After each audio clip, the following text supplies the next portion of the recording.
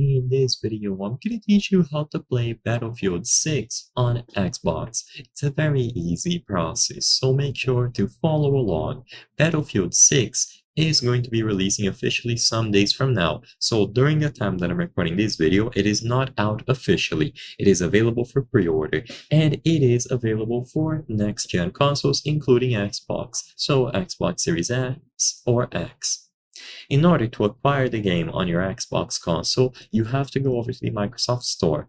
I'm going to be teaching you how to do this through the official Xbox website, but you can absolutely follow along directly on your console. So you open the Microsoft Store, use the search function, and you look for Battlefield. The very first result should be Battlefield 6. Currently, the game has two editions available for pre-order. The Standard Edition, which is going to include only the base game, and a pre-order offer for $69.99. And then you have the Phantom Edition. As you can see, there is a lot of stuff included with Phantom Edition. I'm not going to read through all of it, but the most important things are going to be the BF Pro token, so a battle pass with exclusive unlocks, and then a bunch of skins and weapon packs. So usually it is just going to be skin related stuff.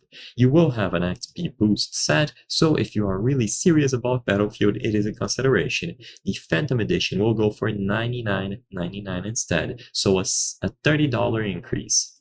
You can browse through screenshots here of all of the skins, and you can purchase the game directly through the Microsoft Store on your respective Xbox console.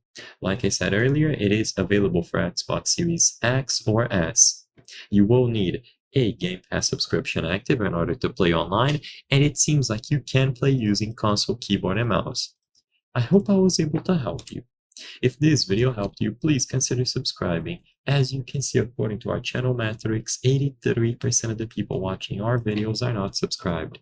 By subscribing, you can help us make higher quality videos. Thank you for watching, and I'll see you on the next one.